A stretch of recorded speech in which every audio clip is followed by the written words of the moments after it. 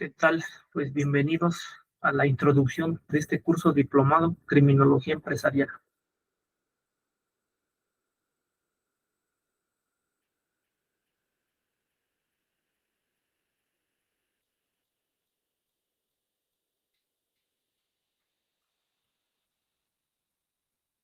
Introducción a la Criminología Empresarial.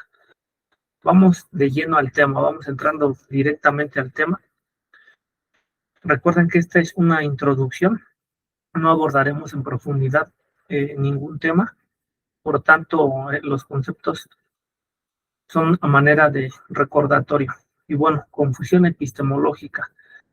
Basta con introducir la palabra definición de criminología en el buscador más famoso de Google para darnos cuenta de que existe una confusión en cuanto al objeto de estudio. Por ejemplo, la primera definición nos dice: parte del derecho que estudia el delito, sus causas, las maneras de evitarlo y el modo de actuar de las personas que lo cometen. Por otra parte, una segunda definición nos dice así: la criminología es una ciencia social interdisciplinaria y de carácter autónomo, que tiene 4 objetos de estudio, a saber, el crimen, el criminal, la víctima y el control social de la criminalidad.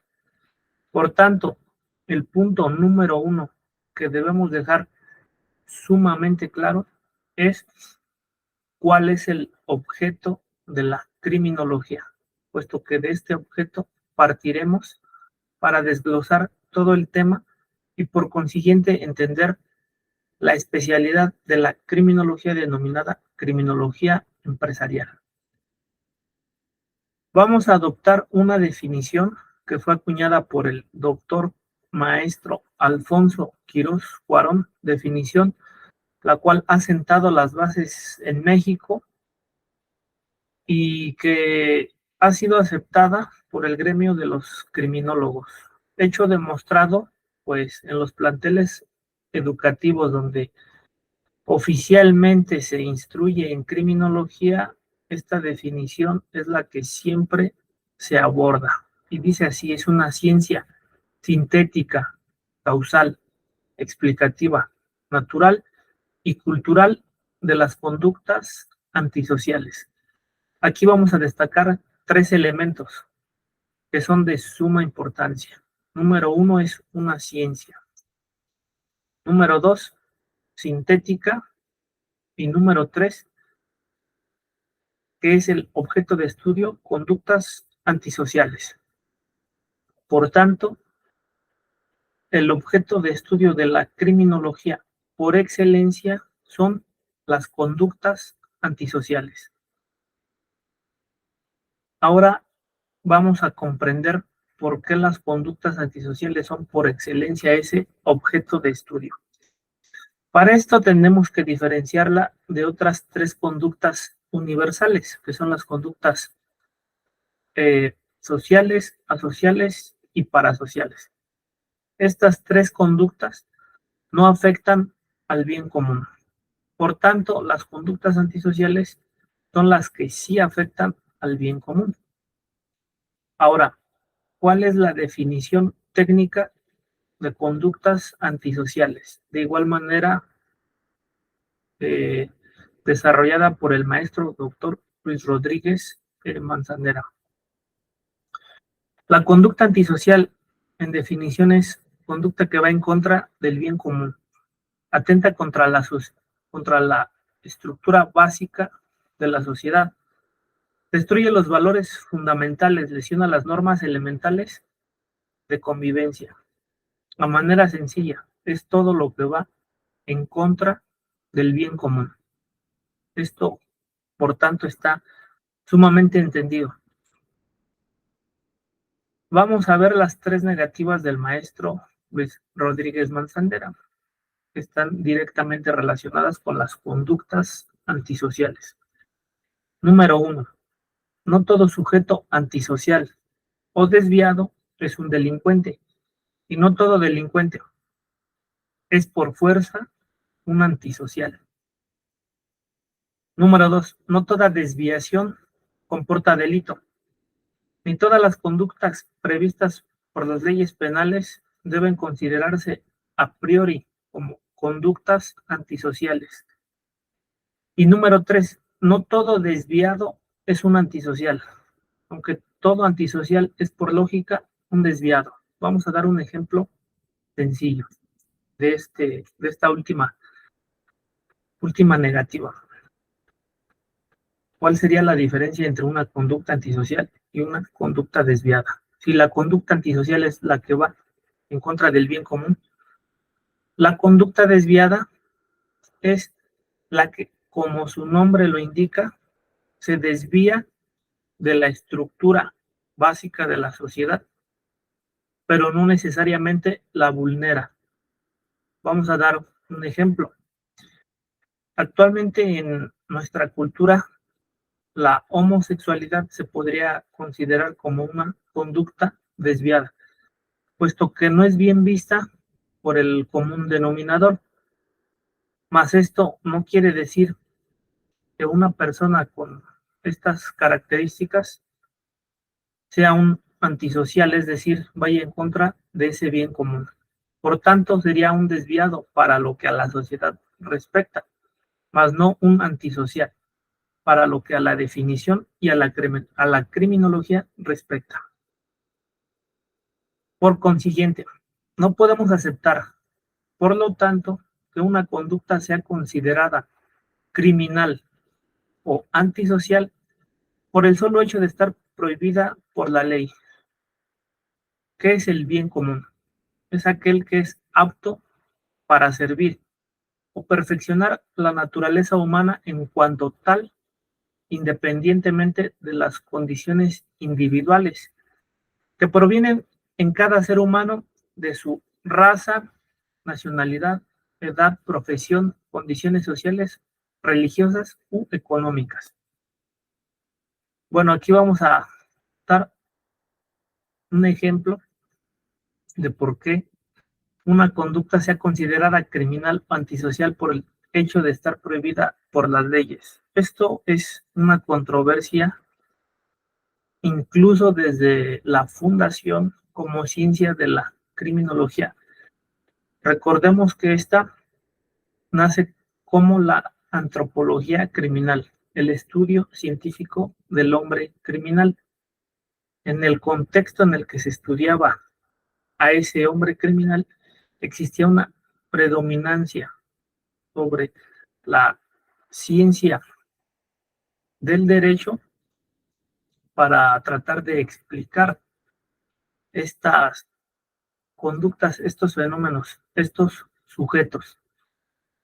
Por tanto, el derecho no se encarga de estudiar las causas, sino que simplemente se empleaba como un medio de represión. Es por tanto que, y en la actualidad, no podemos permitir que otra ciencia o disciplina defina nuestro objeto de estudio.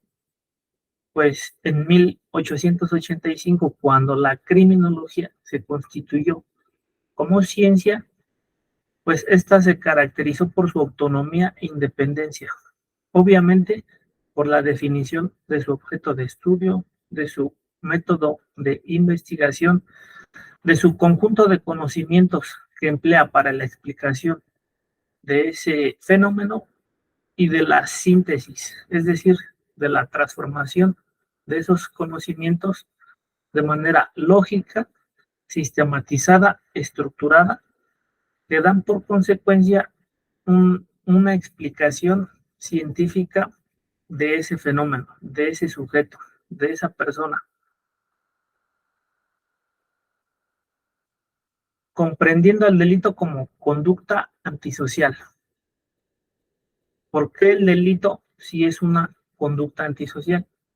¿Y por qué no todas las conductas antisociales son delitos?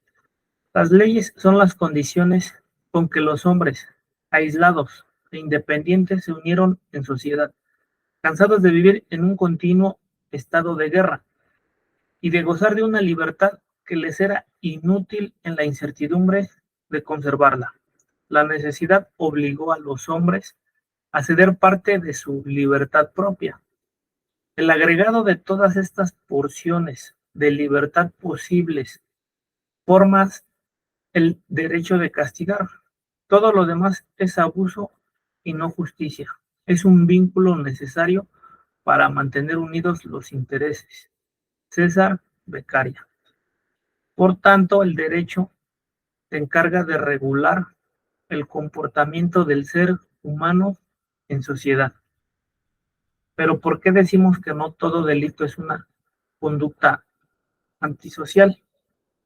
Perdón, ¿por qué decimos que todo delito es una conducta antisocial? Pero no toda conducta antisocial comporta delito. Vamos a dar un ejemplo sencillo. Vamos a establecer el contexto. Esto es muy importante. Siempre para dar la explicación de lo que se está hablando se debe de contextualizar para que se entienda el punto al que se quiere llegar. En todo el mundo, las civilizaciones, las culturas son diferentes. Para lo que una cultura respecta o comporta un delito, para la otra no lo podría hacer. Vamos a dar un ejemplo sencillo. Medio Oriente, donde las personas, por el simple hecho de poder, los hombres, por el simple hecho de poder mantener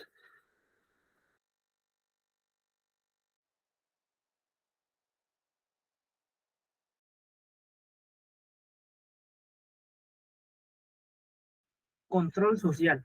El control social es una forma de entender a la sociedad. El término, perdón, contrato social. El contrato social es una forma de entender a la sociedad. El término contrato social fue utilizado originalmente por Jean-Jacques Rousseau, 1712-1778, para describir la relación entre el individuo y la sociedad. Las personas viven juntas en la sociedad siguiendo un contrato que establece las reglas del comportamiento moral y político.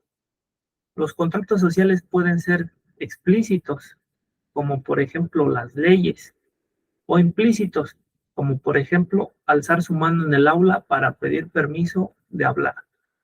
Un ejemplo del contrato social y por excelencia es la Constitución de los Estados Unidos mexicanos,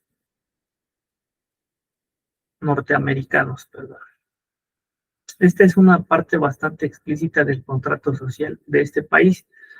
Dicta lo que el gobierno puede o no hacer. Se supone que las personas que eligen vivir en los Estados Unidos de América están de acuerdo con lo que estipula la Constitución en cuanto a las obligaciones sociales y morales. ¿Por qué se relaciona con el tema? Por el simple hecho, las personas de haber nacido en sociedad, estamos obligadas a respetar unas pautas, a respetar unas normas, a respetar unos reglamentos. Pues estos reglamentos son los que consiguen que la sociedad fluya hacia una evolución basadas en el bien común y logrando pues la paz social.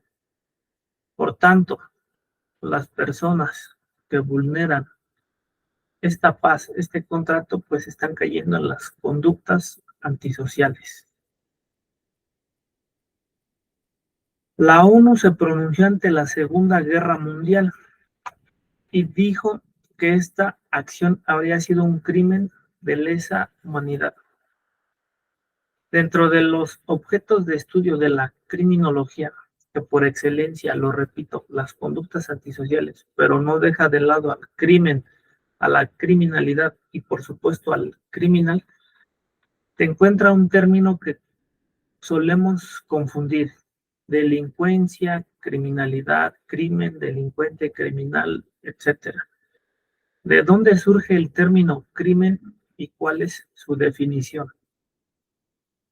Pues bueno, la ONU se pronunció ante la Segunda Guerra Mundial y empleó el término crimen. Como sabemos, la Segunda Guerra Mundial fue un hecho catastrófico de impacto para todo el mundo. pues por sus características tan atroces, tan dañinas que impactaron a la sociedad, representaron el ejemplo claro de lo que es un crimen. Pues el crimen eleva a las conductas antisociales y a los delitos a la categoría de atroces por sus características. Por tanto, el término crimen, pues, se refiere a todas aquellas acciones, a todos aquellos hechos que por sus características elevan dicho comportamiento a la categoría de crimen. Aquí vamos a ver un dato importante a resaltar, que también lo vamos a estar viendo en el curso.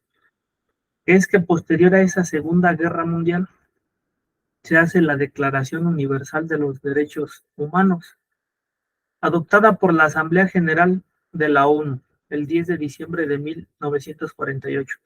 Este fue el resultado de la experiencia de la Segunda Guerra Mundial.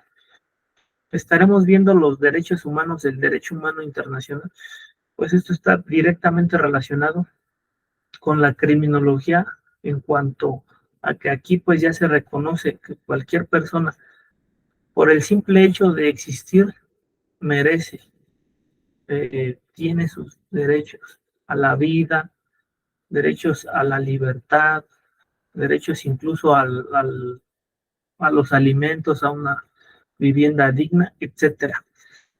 Por tanto, esto va directamente relacionado con nuestro tema y sí se aborda también en lo que es la criminología empresarial, pues a manera de comentario, cuando nosotros implementamos un sistema de gestión de operaciones de seguridad, uno de los requisitos en los que está basado este sistema de gestión de operaciones de seguridad privada es precisamente en el respeto a los derechos humanos.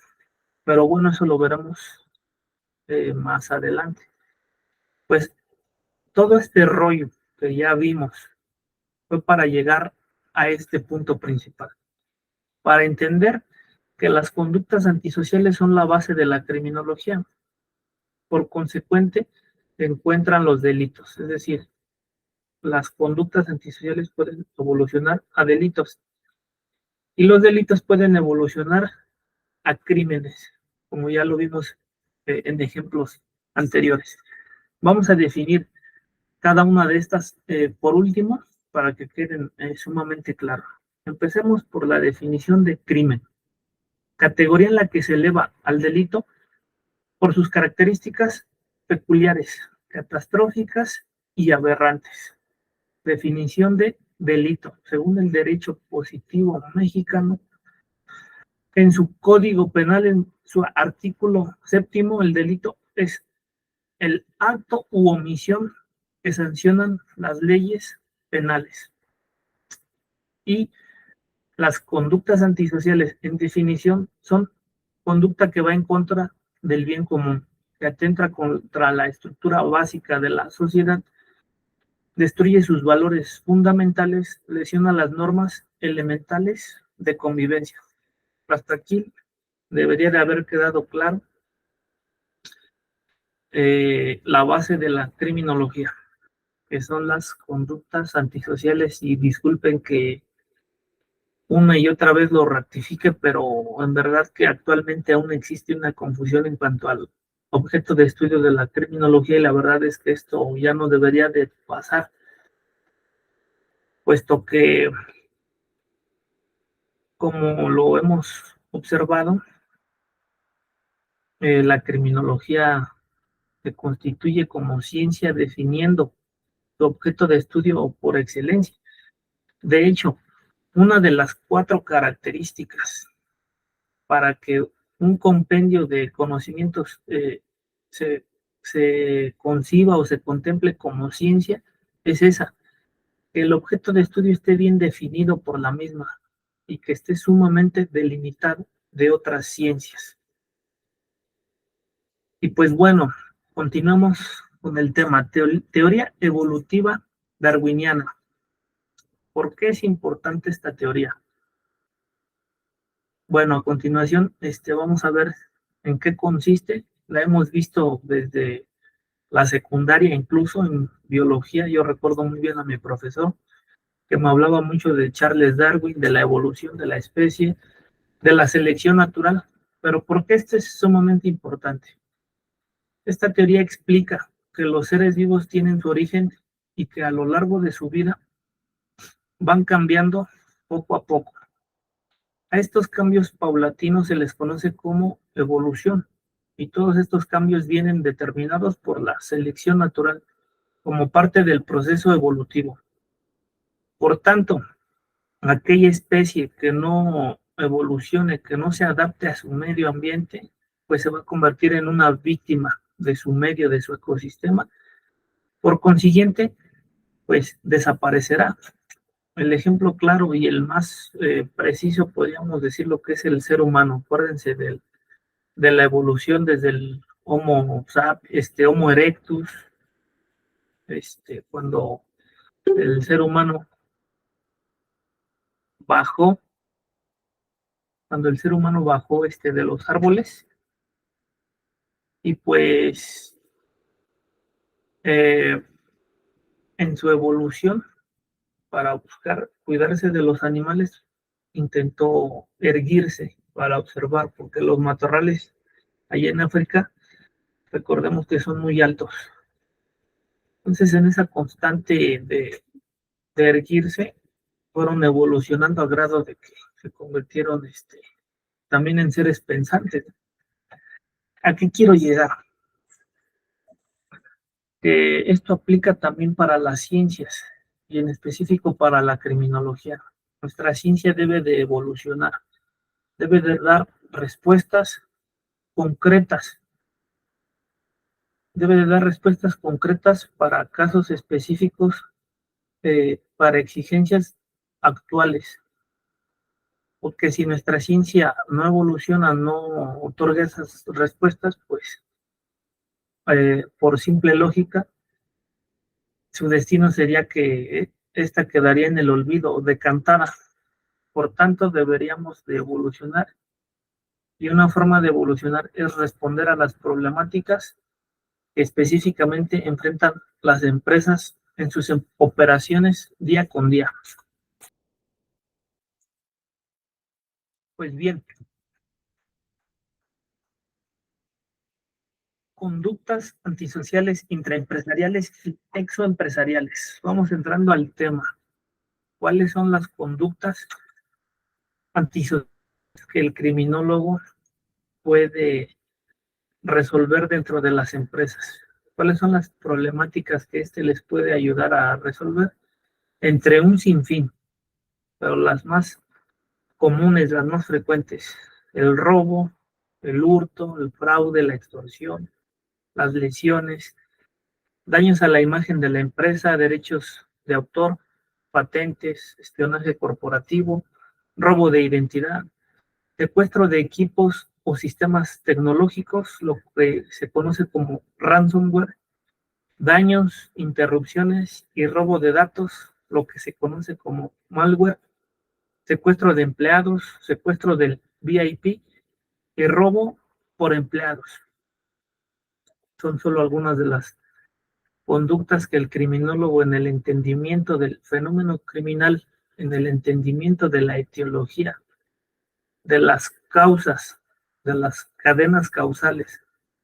Recordemos que el criminólogo no busca dar respuestas inmediatas, basado en causas inmediatas.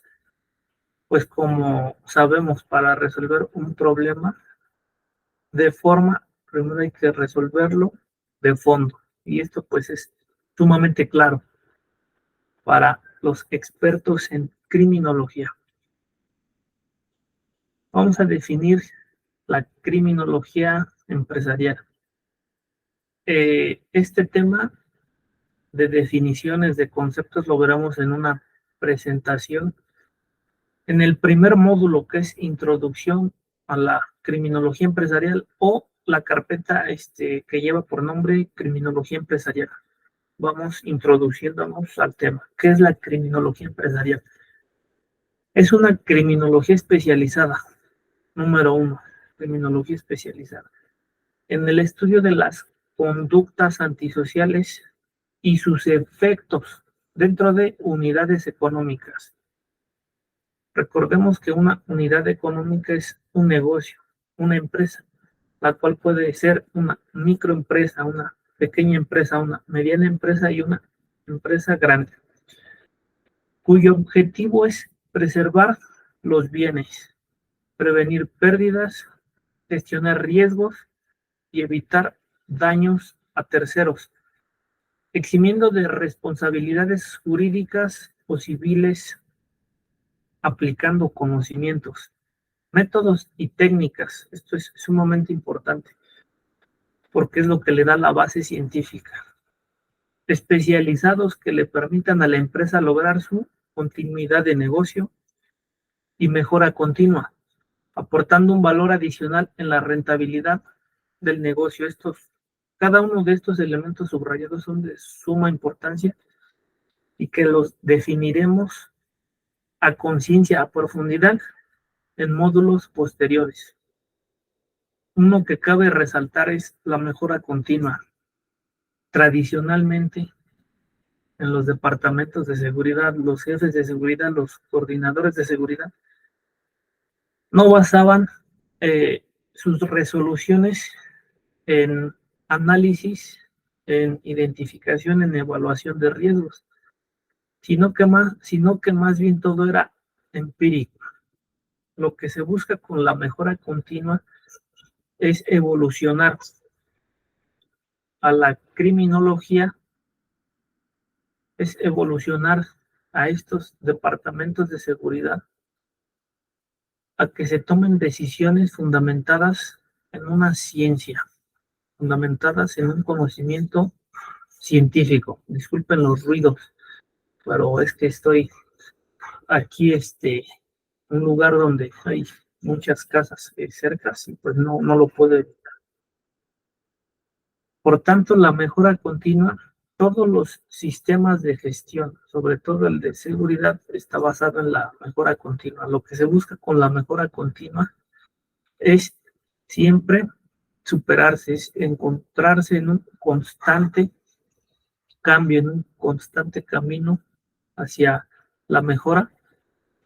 Y esto se logra si se basa en una ciencia, si los conocimientos y las decisiones son fundamentadas en análisis, en identificación, en evaluación, en gestión, en apreciaciones, la utilización de métodos cualitativos, cuantitativos, mediante técnicas, mediante herramientas específicas para ya sea gestión de riesgos, ya sea prevención de pérdidas, etcétera. Todo esto lo veremos a profundidad en módulos consecuentes.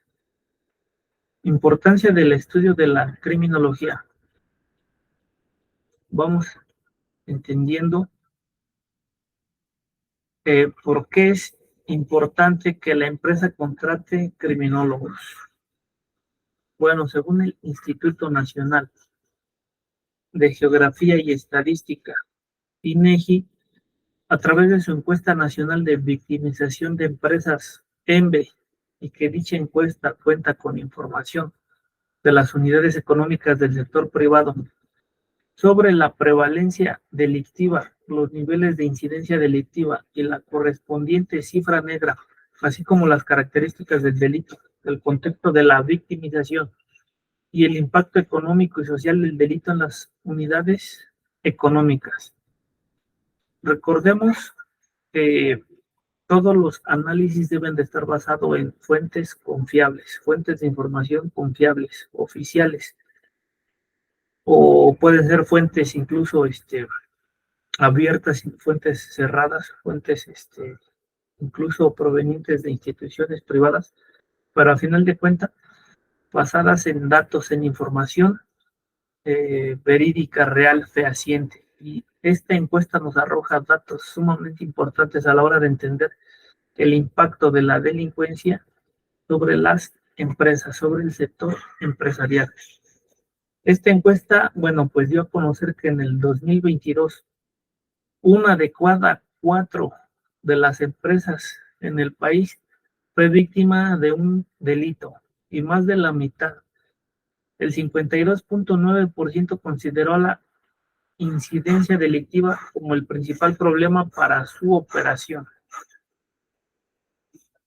Vemos aquí la gran relevancia de dar una resolución a las problemáticas de la delincuencia, de los fenómenos delictivos,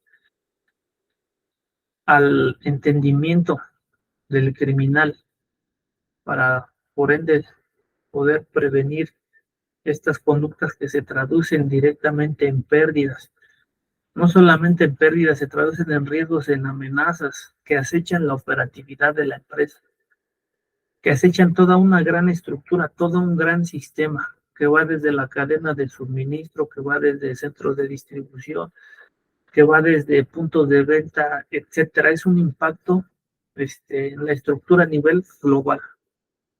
Y observamos que una de cada 4 empresas en el país fue víctima de algún delito.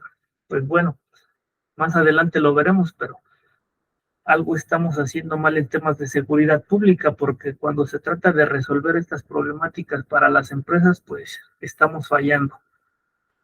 A pesar de todo, los resultados de la ENVE parecen alentadores. La prevalencia delictiva disminuyó respecto al 2019.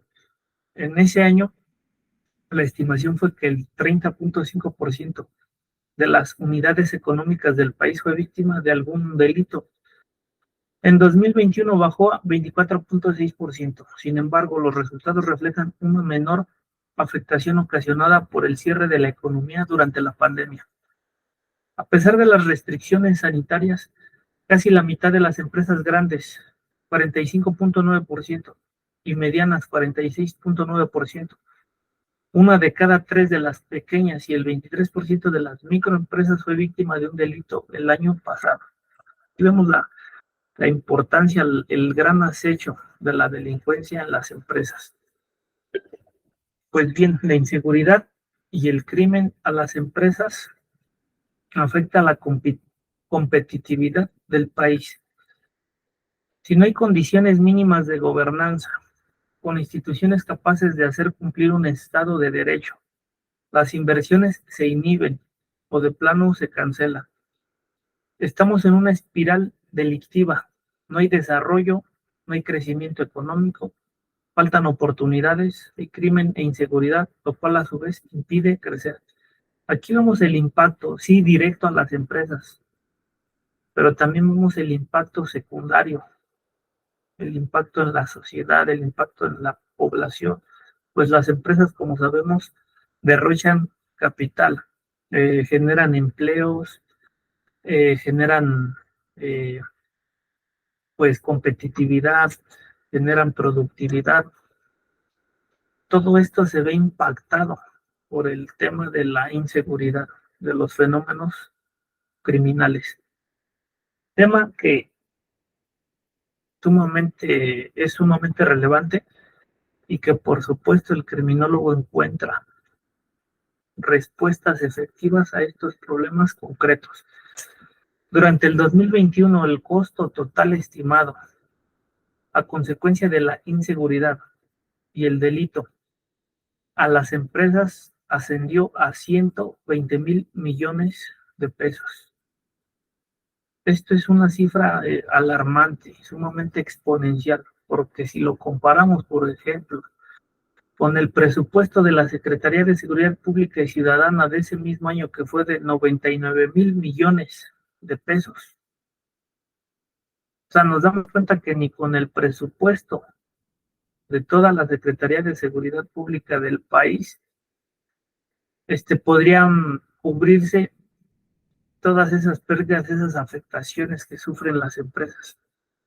Si hacemos un análisis cualitativo y cuantitativo muy básico con respecto a qué no sería mejor o qué sería mejor, invertir un poco en prevención, una de las primicias, de las máximas en la seguridad, es la prevención. Pues como sabemos, la prevención siempre será por sus características más efectiva, pero en temas económicos mucho más barata que la la respuesta o el tratamiento del riesgo cuando ya se materializó. Es decir, si nosotros invertimos en una prevención de esos 120,000 millones de pesos, que las empresas de este país, México, o del cualquier país, inviertan en prevención mediante criminólogos que les ayuden a tratar los riesgos y amenazas, basados en conocimientos, métodos y técnicas que les ayuden a reducir estas pérdidas, este impacto económico. ¿No será mejor invertir que, digamos, un 10%, 12,000 millones de pesos en salarios, en todo lo que constituye generar una red de trabajo? Yo creo que la respuesta es muy lógica. Lo grave es que se estima que 9 de cada 10 delitos a las empresas no se denuncian, la cifra negra, es decir, el número de delitos no denunciados, la cifra oscura de la criminalidad. Y esta cifra es alarmante para lo que respecta a las empresas, pues fue del 91.5%. Ya estamos hablando de que las empresas no se sienten seguras, no se ven motivadas a denunciar por diferentes motivos que a continuación veremos. Las principales causas para no denunciar en su mayoría recaen en la autoridad. Por ejemplo, la pérdida de tiempo excesiva, el miedo a la autoridad, malas experiencias previas, o que, por ejemplo, el 55.1% de los casos que las empresas se animaron a denunciar este tipo de delitos, pues no sucedió nada, no se resolvió nada. Nos damos cuenta el gran problema en el que se encuentran las empresas cuando de seguridad hablamos. Vamos a ver cuáles fueron algunos de los delitos con mayor incidencia, que fueron la extorsión y el robo de mercancía. Las empresas de todo tamaño dedicadas al comercio, industria y servicios sufren de robo de dinero e insumos, robo hormiga, corrupción, robo de mercancía en tránsito, robo de vehículos, maquinaria, equipo, entre otros. La ENVE divide sus resultados en 7 módulos: nivel de victimización, caracterización del delito, denuncia del delito, pérdidas a consecuencia de la inseguridad, desempeño institucional, percepción sobre inseguridad, afectación del comercio informal y vandalismo. Todas estas son de suma gran relevancia, suma importancia. Dentro de las que más nos importan a los criminólogos para cuando se trata de ayudar a las empresas, pues es pérdidas a consecuencia de la seguridad. Y bueno, el desempeño institucional lo veremos a continuación, porque también es relevante.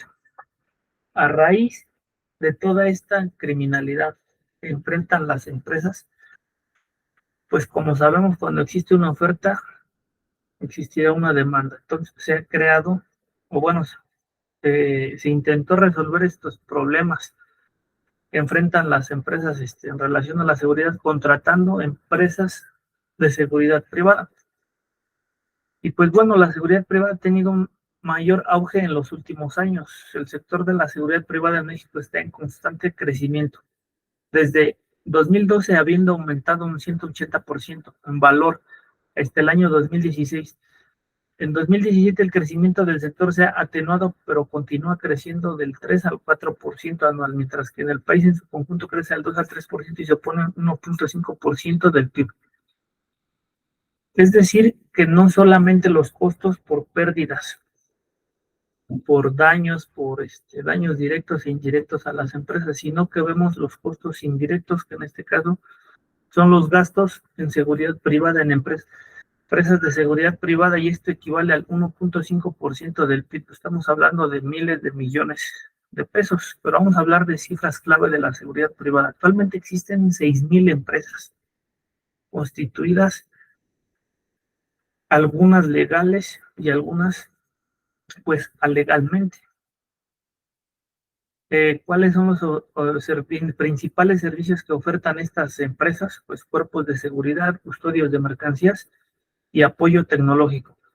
De estas 6,000 empresas, 3,400 solamente son las que se encuentran registradas formalmente, las que operan en la legalidad. Y pues bueno, una de las principales críticas a las empresas de seguridad privada es su alta informalidad, falta de capacitación, desconfianza, bajos salarios, excesiva regulación. Es decir, que muchas veces cuando nosotros contratamos una empresa de seguridad en busca de soluciones, también encontramos afectaciones. Pues por ejemplo, el personal operativo del cual estas empresas pues nos proveen, muchas veces no está capacitado, no entiende los objetivos de la empresa, no entiende la misión, la visión, no entiende cómo alinearse con la política de seguridad, no entiende cómo alinearse con la política de prevención de pérdidas. Muchas veces incluso carecen pues de un conocimiento, de una instrucción de lo que se espera de ellos, y esto representa incluso riesgos y amenazas para la empresa. Vemos que estas empresas son un gran negocio, pues generan 240,000 millones de pesos. A lo que te quiero decir con todo esto es que los criminólogos tenemos la gran tarea de aperturarnos, de darnos a conocer. Y se encuentra una gran oferta para emplearse en departamentos de seguridad de empresas, para ayudarle a contribuir en el logro de sus objetivos. Y de estos 240,000 millones de pesos que se generan en empresas de seguridad privada, al menos repartir el pastel, por así decirlo de forma coloquial, y que de ese mismo presupuesto se generen empleos para personas, para profesionistas que realmente den resultados a la hora de resolver problemas, de resolver exigencias de las empresas. El objetivo de este curso es ese, que conozcas específicamente cuáles son las características, los conocimientos, los métodos, las técnicas que el criminólogo debe de conocer, cómo desarrollarlas, cómo elaborarlas, cómo emplearlas, cómo implementarlas y cómo dar respuestas efectivas a casos concretos. Porque cuando observamos que en puestos de seguridad se encuentran ingenieros, abogados o otras carreras afines, pues nos damos cuenta que los criminólogos algo estamos haciendo mal, porque los expertos verdaderamente en la seguridad, en el entendimiento de los fenómenos delictivos, pues son los criminólogos. O sea, ¿qué estamos haciendo mal en términos de seguridad? Debido al alto nivel de incidencia delictiva, las instituciones de seguridad pública, y de acuerdo a las cifras, la efectividad es muy baja cuando se trata de proteger empresas. Pues la realidad nos enseña que las instituciones de seguridad centran sus esfuerzos en mantener la paz social, en resguardar a las personas de la maldad, por ejemplo, mediante la capacitación de sus oficiales de proximidad o en la implementación de políticas públicas ya bastante desgastadas, como la tolerancia cero o la comunidad segura. Y esto no significa que esté del todo mal, sino que debido a estas exigencias se ve coartada la seguridad para las empresas. Y en la mayoría de los casos el derecho penal llega tarde cuando de delincuencia intraempresarial se trata. Aquí es donde se abre la demanda de los criminólogos, la oferta laboral. Entonces nos preguntamos, si buscamos encontrar una solución inmediata para la delincuencia contra las empresas en la seguridad privada, creo que nuestro enfoque no es el mejor, pues en términos generales muchas de estas empresas reciben gran número de reportes referentes a la falta de capacitación de sus empleados, a la falta del entendimiento científico de la delincuencia y por ende a dar soluciones poco efectivas cuando de resolver problemas se trata. Si bien representan una herramienta, ojo,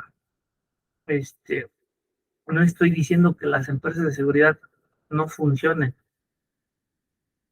pues esto estaría mal, incluso pensarlo, sino que más bien no son la respuesta clave, no son la respuesta efectiva cuando de resolver estas problemáticas de seguridad se trata. Más bien se convierten como una herramienta que debe de ser coordinada por un experto en el tema. La causa de la causa es causa de lo causado, Tomás de Aquino. Aquí volvemos a las cadenas causales que el criminólogo conoce perfectamente. Recordemos la criminogénesis, la criminodinámica, los factores preparantes, predisponentes, desencadenantes, y aquel factor detonante que, como una gota que derrama un vaso de agua, se materializan en fenómenos criminales, en delitos, en hechos catastróficos.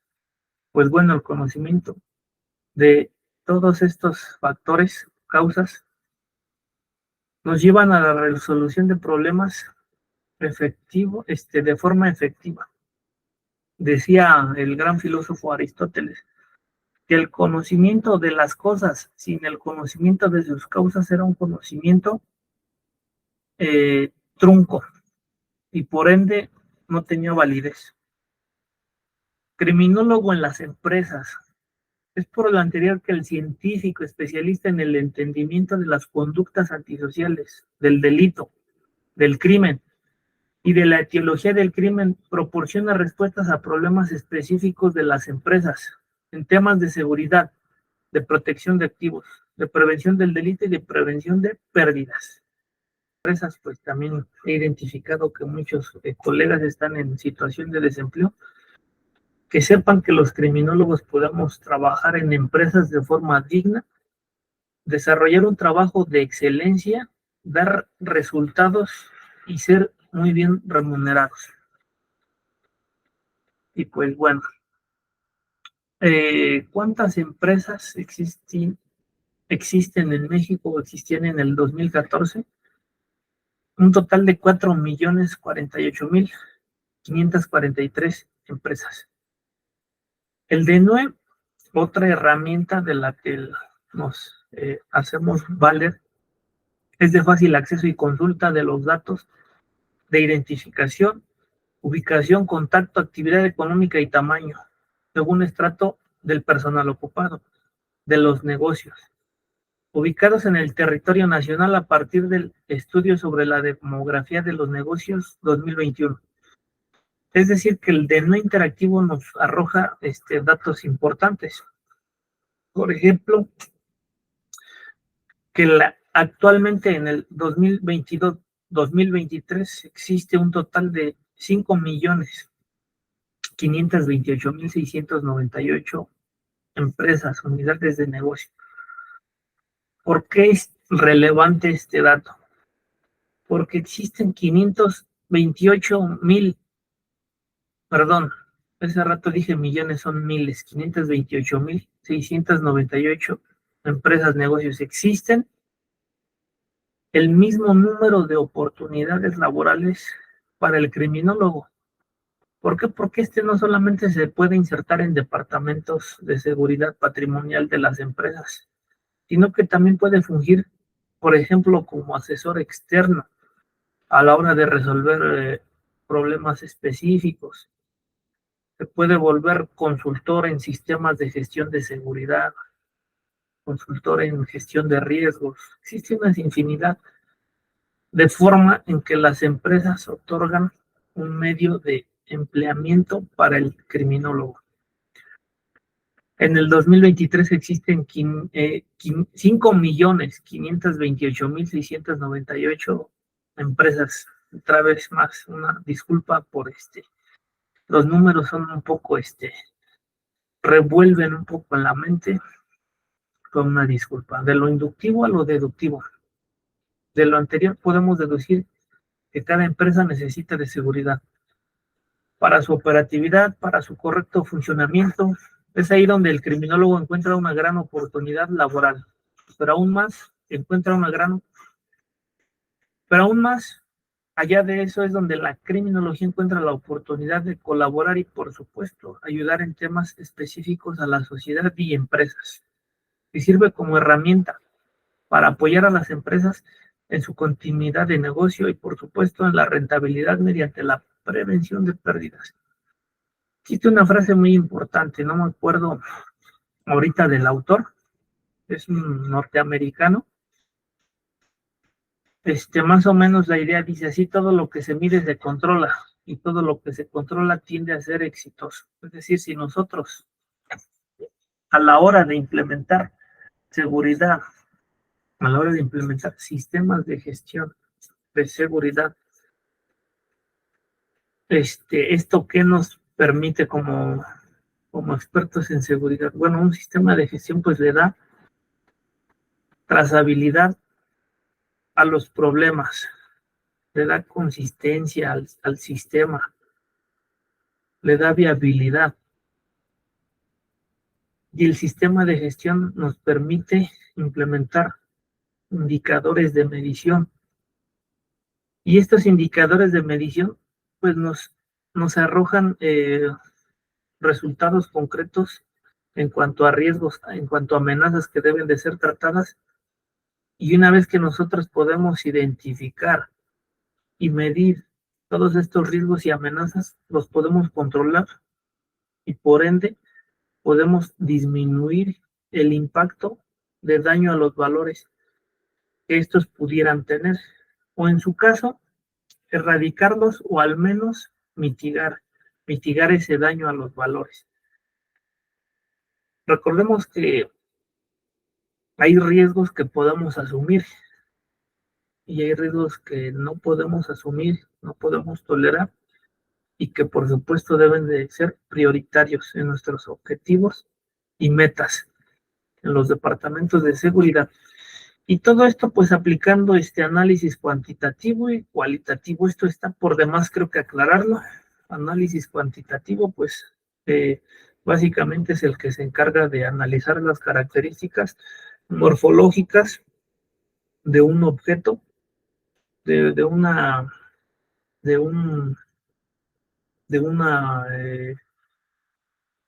podemos decirlo, una materia, una constitución,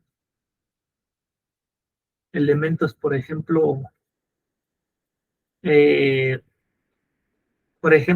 ¿cuáles serían las características cuantitativas de una persona? Pues el color de piel, grosor de los labios, forma de los ojos, etcétera. Y el análisis cualitativo, a manera sencilla, pues es el que está basado en números. Básicamente es el que nos arroja número de incidencia de ciertos delitos en la empresa, número de robos, número de hurtos, número numeral, el que nos da los números, el que nos da el valor numeral. Revolución industrial. ¿Por qué es importante hablar de la revolución industrial para lo que respecta al tema? Bueno, pues primeramente que nada, la revolución industrial se inicia en Gran Bretaña y después se expande al resto de Europa. Pues mediante la revolución industrial, estos países sufrieron el mayor conjunto de transformaciones socioeconómicas, tecnológicas y culturales de la historia de la humanidad. Desde el Neolítico, la industrialización surgió como consecuencia directa de la invención de la máquina de vapor, pero también influyeron decisivamente los cambios jurídicos de la propiedad, el incremento del comercio y la competitividad entre países como Gran Bretaña, Alemania y Francia. Los motores de la industrialización fueron la minería, la metalurgia y la química. Cuando hablamos de revolución industrial, a todos nos viene a la mente la invención de la máquina de vapor. Y sí, marcó un parteaguas. Pero lo gran relevante de la revolución industrial fue la estandarización de procesos. Y veremos por qué la estandarización de procesos es sumamente importante a la hora de hablar de seguridad. Pues la estandarización permite potencializar y maximizar recursos, lo que nos da una mayor competitividad, lo que nos da una mayor productividad, lo que nos asegura el logro de nuestros objetivos como empresas, etcétera. Ejemplo sencillo. Pasaron de ser,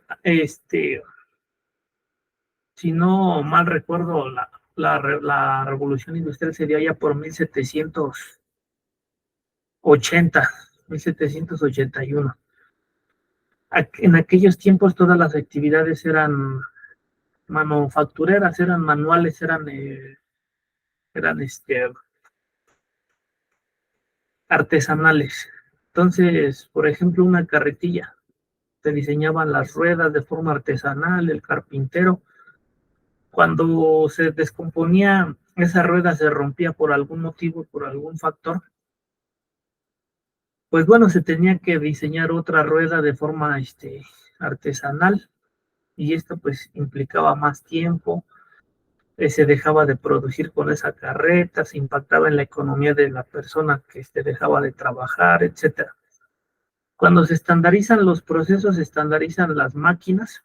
Por ejemplo, una máquina que se descomponía de alguna pieza, como se estaba estandarizada, todas las máquinas de todas las empresas eran iguales, hablando específicamente de la actividad a la que se dedicara la empresa, pues ya se existía la pieza, entonces simplemente se llegaba, se cambiaba la pieza y se seguía con el proceso.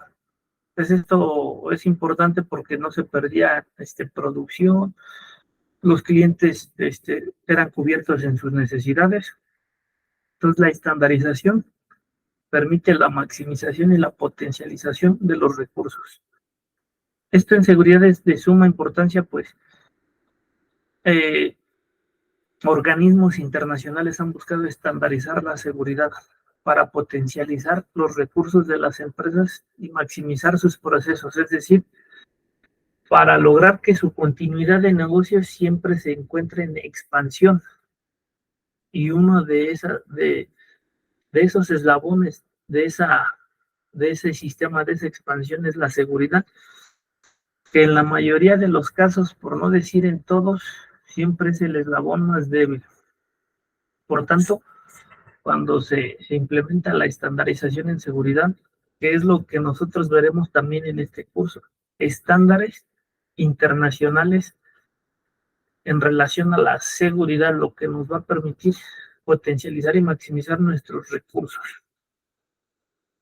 La industrialización, bueno, esta definición no la vamos a saltar porque se entiende que la industrialización pues tiene un impacto directo en la economía de un país en diferentes aspectos.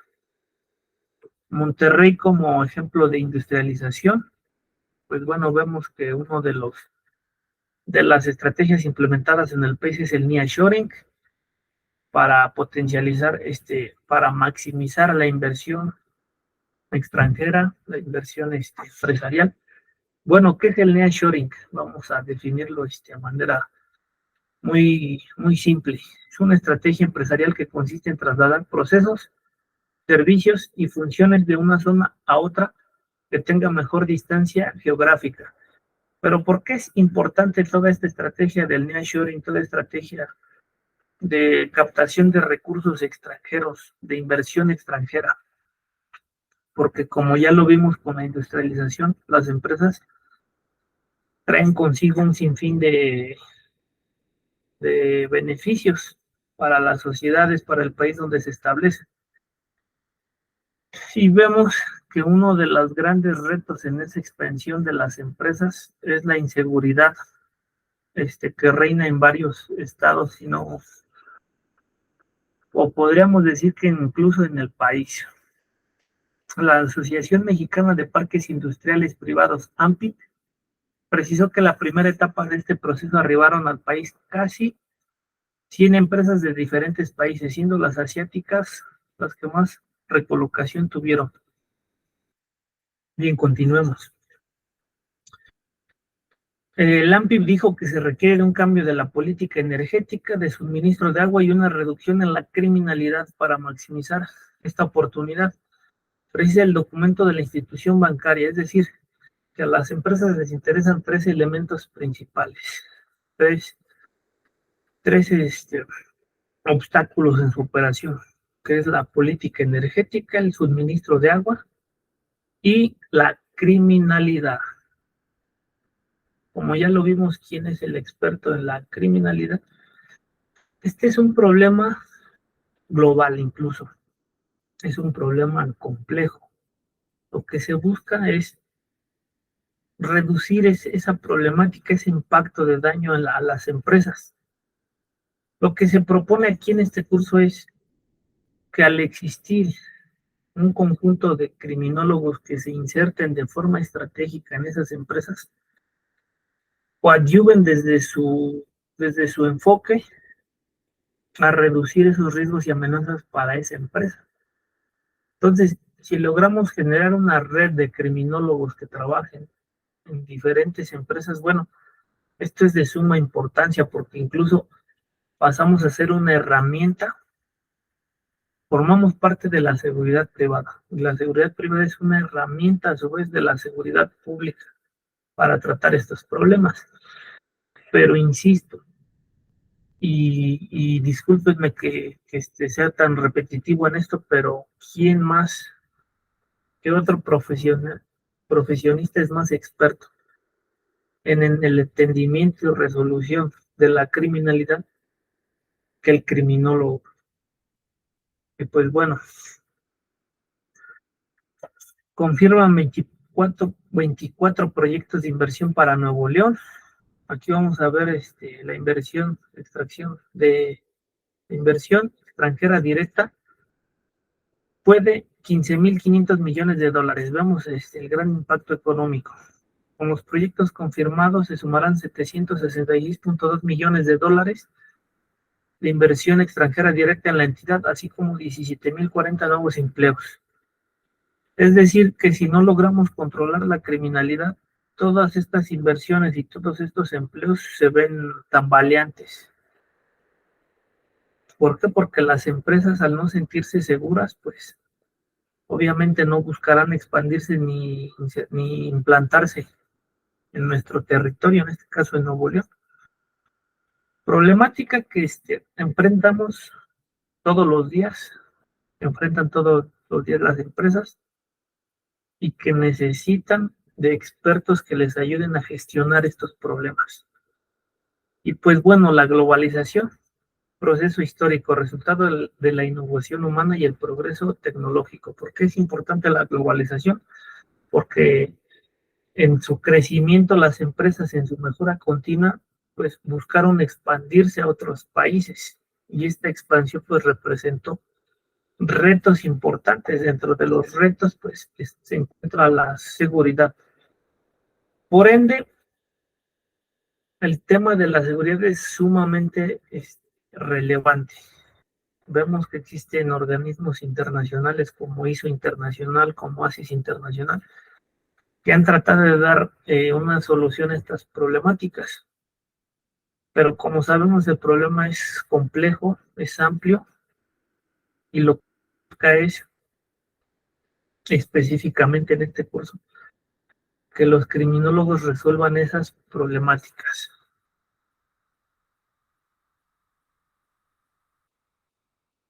En su constante necesidad de mejora y crecimiento, buscaron expandirse a nivel internacional, ya lo hablamos. Esto denota la gran necesidad de expertos en materia de seguridad y criminalidad que puedan ayudar a las empresas a crear planes que contribuyan a la continuidad del negocio. Lo que se pretende incluso en este curso, dentro de muchos otros objetivos particulares, es que el criminólogo adquiera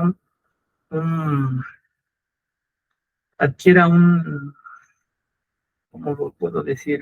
Enfoque estratégico.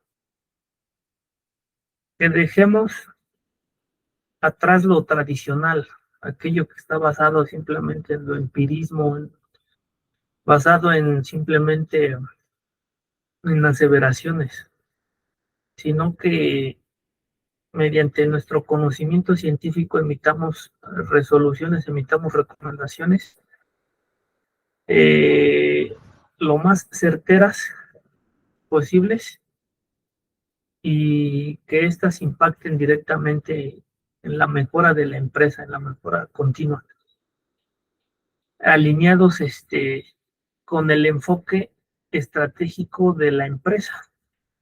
Bueno, un ejemplo claro de todo lo que ya hablamos es ISO Internacional. Vamos a verlo a grandes rasgos. Se creó en el año 1946 la presencia de 64 representantes delegados provenientes de 25 países. Esta reunión tuvo cita en Londres, Inglaterra, en la sede del Instituto de Ingenieros Civiles. Estas personas decidieron adentrarse en el proyecto de creación de una organización cuya finalidad sea facilitar una unificación, una estandarización en normas de industrialización y una mejora en la coordinación internacional de empresas. Al año siguiente, en el mes de febrero, se hizo oficial la creación de la ISO y empezó sus operaciones. La fecha oficial de inicio de actividades fue el 27 de febrero de 1947. Las normas ISO son un conjunto de estándares, lo que hablamos, estandarización, con reconocimiento internacional que fueron creados con el objetivo de ayudar a las empresas a establecer unos niveles de homogeneidad en relación con la gestión, prestación de servicios y desarrollo de productos en la industria. La finalidad principal de las normas ISO es orientar, coordinar, simplificar y unificar los usos para conseguir menores costes y efectividad. Las normas pueden ser cuantitativas y cualitativas. Aquí una vez nos vemos la importancia de la seguridad en las empresas, hecho demostrado en organismos internacionales, en estándares internacionales. Algunos ejemplos de esto: la ISO 45001, sistemas de gestión de la seguridad y salud en el trabajo; la ISO 18788, sistemas de gestión de operaciones de seguridad privada; la 31.000, gestión de riesgos; 55.000, gestión de activos; 27.000, seguridad de la información; y 28.000, gestión de la seguridad en la cadena de suministros.